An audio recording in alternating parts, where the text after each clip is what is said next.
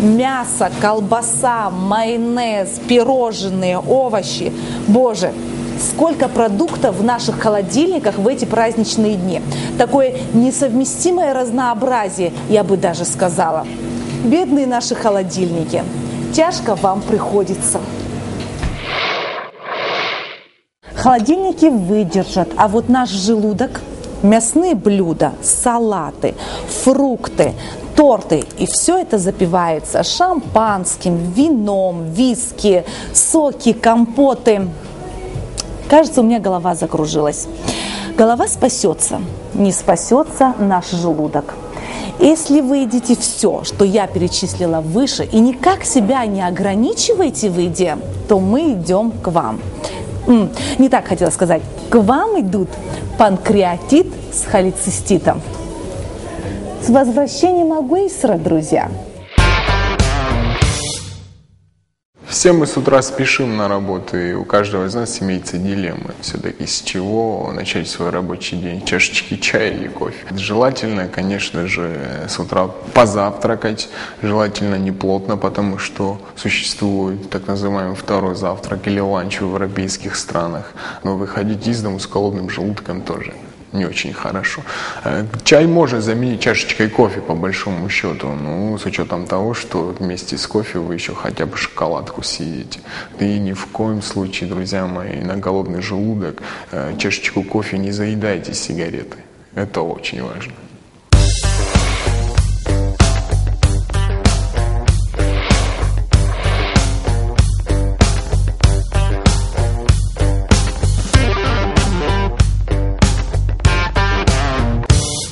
Здравствуйте! Я с удовольствием представлю вам нашего нового ведущего Олега Оторба по специальности нейрохирург. Олег, теперь мы будем еженедельно просвещать и приобщать наших телезрителей к медицинской культуре. В этом ты мне будешь помогать. Я буду нести функцию вот какую. Буду находить острые проблемы в медицине, сообщать тебе об этом и потом вместе решать. Здравствуйте. Ну а что, Анна? Интересно, давайте попробуем. Ну вот сегодня какую проблему я нарыла. Праздничные дни, много еды. Это все может закончиться больничной койкой. То есть, о чем я говорю? О холецистите с панкреатитом. Поэтому я хочу, чтобы мы сегодня предупредили наших граждан, чтобы праздник все-таки оставался праздником. Честно говоря, я успел подготовиться и пригласить своего коллегу, профессионала, гепатолог, диетолога, элита ожидает нас в студии. Давайте пройдем.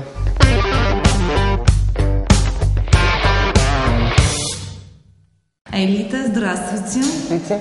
Рада видеть вас вновь с праздником. Взаимно вас также. Мы пригласили вас, вернее, Олег пригласил, он просит вашей поддержки, чтобы вы мне и нашим телезрителям рассказали, как в эти праздничные дни, когда так много еды, обезопасить себя, чтобы не заболеть холециститом или панкреатитом или другими заболеваниями желудочно-кишечного тракта. В первую очередь надо помнить о том, что праздники – это общение, это сбор родных и близких, и делать акцент все-таки-то на общение, а не на стол и не на еду. В то же время... Я вас прерываю, но у абхазов же есть туда выражение «богатый стол». Нет, стол может быть богатым, но в то же время не таким вредным. То есть, когда вы готовите те или иные блюда привычные, надо стараться избегать вредных продуктов или заменять их на более полезные продукты. То есть, ни один новогодний стол, по-моему, не проходит без салата оливье. Это какое-то международное блюдо. Заменяем майонез на низкий процент жирности сметану или на натуральный йогурт. Заменяем колбасу на куриное филе отварное. И этот салат становится уже полезным. Пожалуйста, употребляйте его в Новый год. То есть очень много таких нюансов есть маленьких, когда можно из вредного блюда сделать достаточно полезное блюдо. Есть пациенты, которые уже страдают хроническими какими-то заболеваниями, панкреатит или холецистит.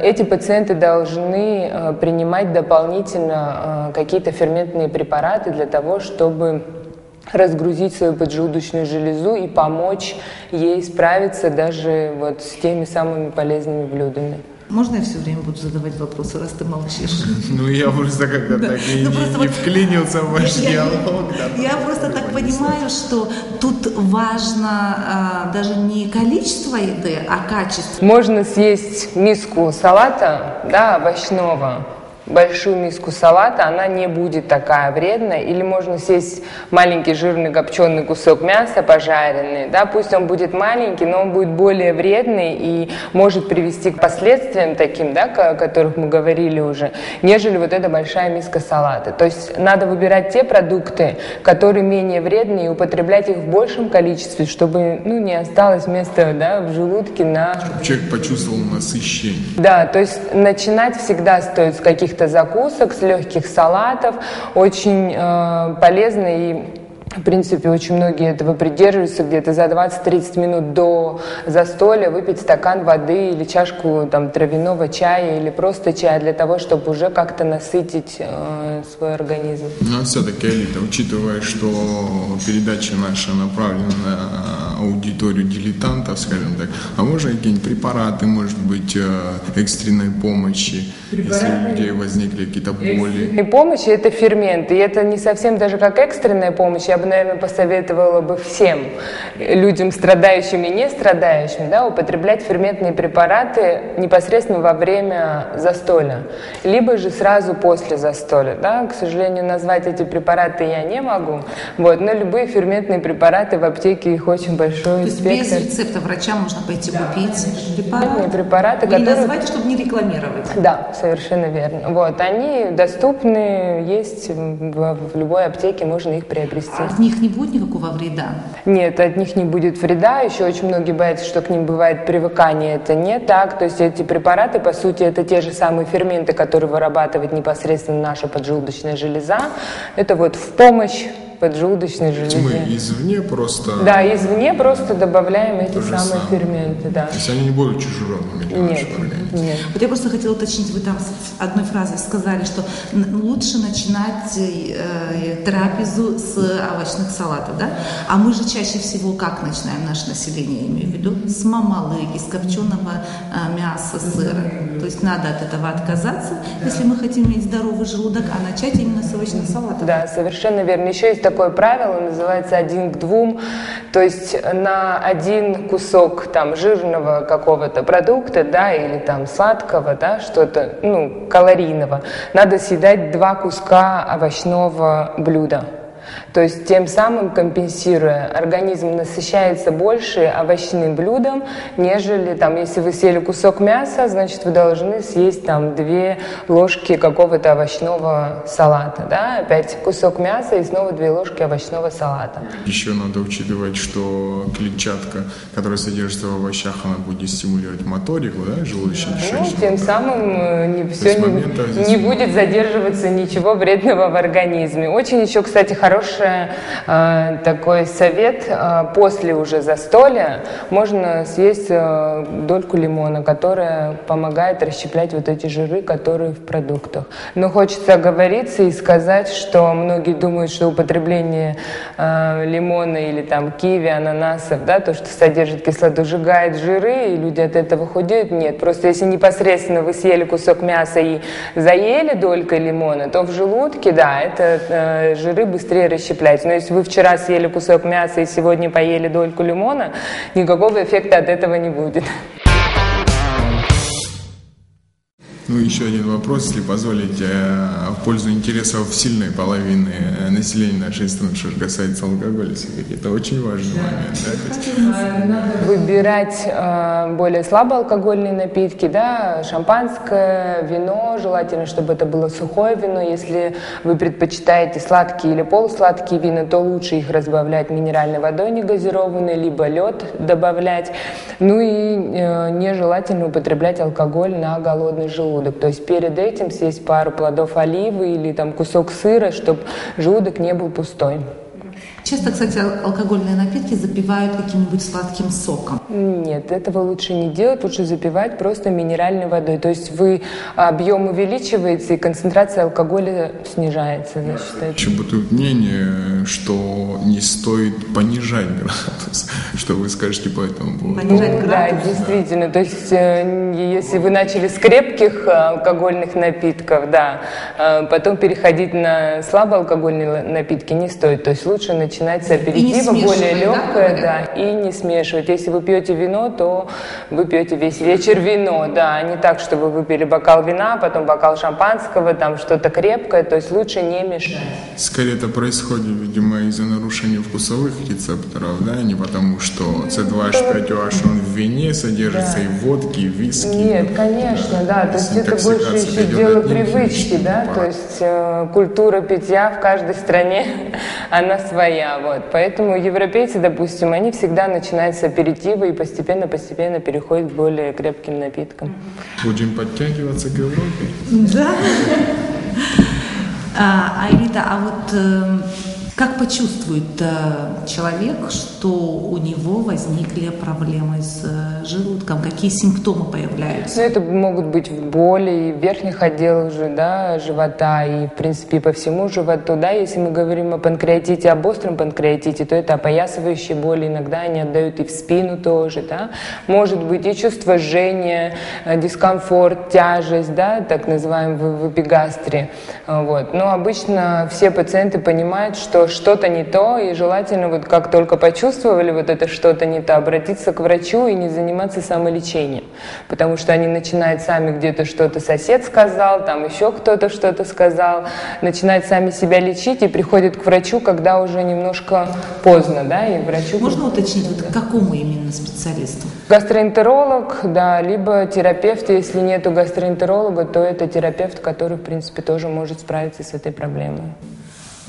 А у детей могут быть такие заболевания? Да, конечно, могут быть у детей, есть эти органы, поэтому они точно так же могут. Здесь, видимо, уже остро возникшая ситуация, а не обострение. Да, у детей это чаще остро возникшая ситуация, поэтому давать детям там аджику, острое, да, какую-то национальную кухню лучше ограничивать и стараться. И много сладостей ведь едят на праздники дети.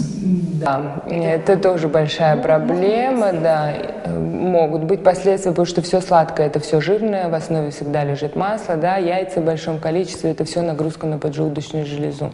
Вот. Что касается сладкого, кстати, у нас же, скажем так, сигнал насыщения происходит в головном мозгу, да, и прежде чем съесть что-то сладкое, да, надо заранее предупредить свой организм о том, что сейчас будет поступление пищи, да, поэтому очень иногда полезно бывает, прежде чем не сразу налететь, скажем так, да, на этот торт, а вкусить запах, подождать 2-3 минуты, да, когда мозг уже понимает, что будет прием пищи, и сигнал насыщения будет раньше, и вы раньше почувствуете чувство сытости, да, вот, надо помнить о том, что этот сигнал поступает где-то минут через 20-30 после приема пищи, да, поэтому всегда вставать со стола немножко голодным.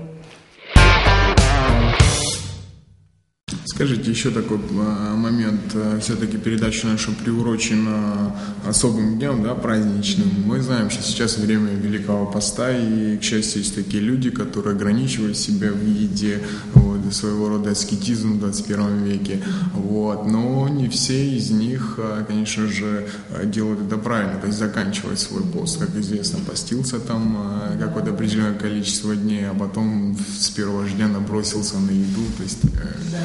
Неправильно. То есть из любых ограничений, да, пост или диета, да, то есть надо выходить постепенно, потому что сразу это очень большой стресс для организма, и лучше этого не делать. То есть постепенно добавлять какие-то продукты по одному каждый день, по чуть-чуть, чтобы организм мог адаптироваться. Вот.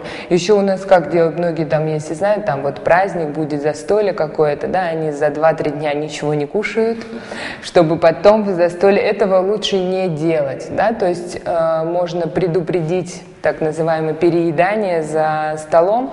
Если в день на застолье надо питаться в обычном, привычном для вас режиме, то есть это должен быть и завтрак, и перекус, и обед, тогда не будет вечером такого чувства голода, и вы такое большое количество пищи просто не сможете физически съесть. Вопрос, наверное, коллегу. Говорят, в праздничные дни всегда очень много людей попадает в республиканскую больницу с вот этим диагнозом, который мы сегодня обсуждаем, панкреатит, холецистит, что чуть ли не все палаты заполнены. Это уже получается как крайний случай, да, когда человек попадает в больницу? Ну, действительно, это скорее крайний случай, да, когда уже необходимо оказывать помощь в условиях стационара. Вы знаете, я могу сравнить работу в нашей стране, в нашей республике с работой, скажем так, мне приходилось поработать в России тоже.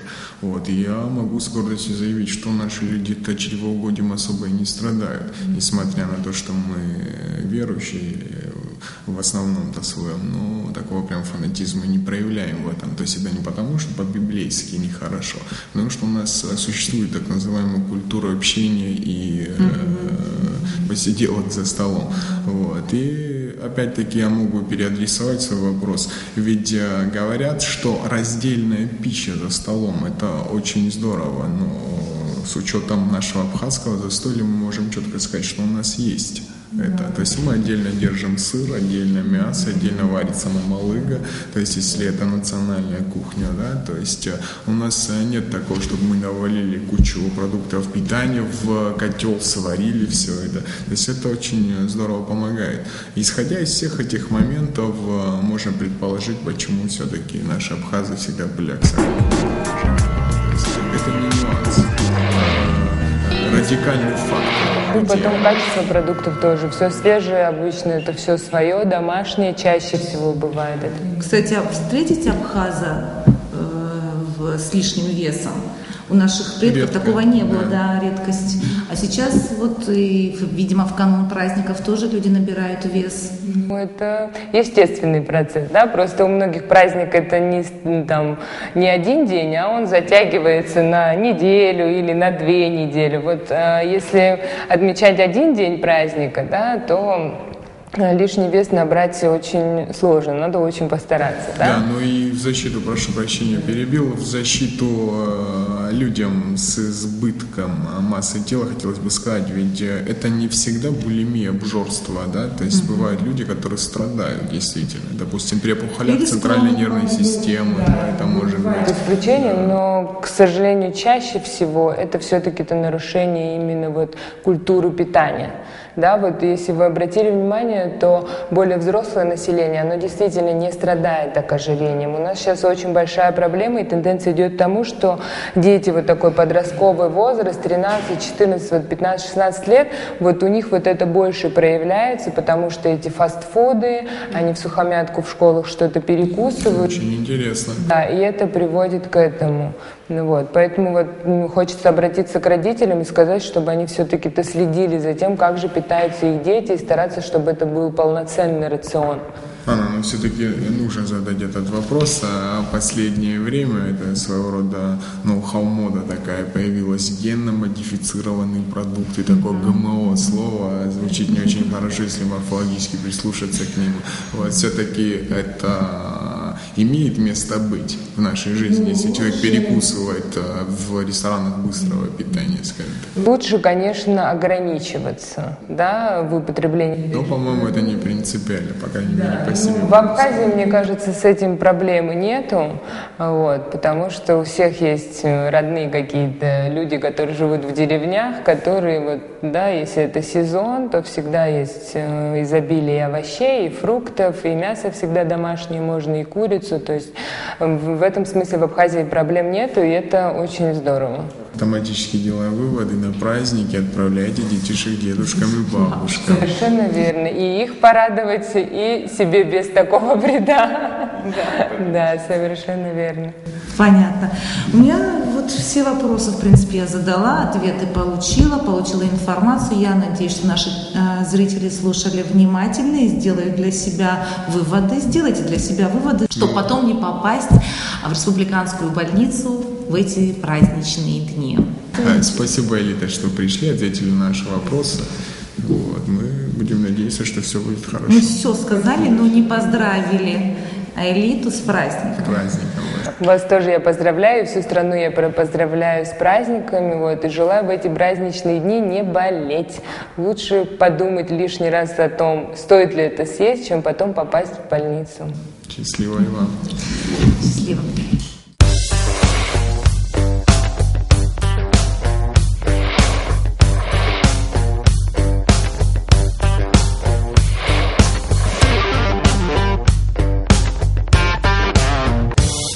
Ты слышишь звук? Прислушайся. Да, похоже, это мое сердце шумит, стучит. Ну, ты точно угадал, об этом и дело. Ну, как тебе для первого раза? Получилось? Очень нервничал. Ну, волнительно, безусловно. Но, по-моему, Элита не посрамила наше медицинское сообщество. Да. Но что касается Элиты, понятно, как гость программы. А что касается вот как хозяин программы, как соведущий, мне было с тобой комфортно работать. Все зависело от тебя, безусловно, с твоей легкой руки, скажем так. Пойдем пить кофе.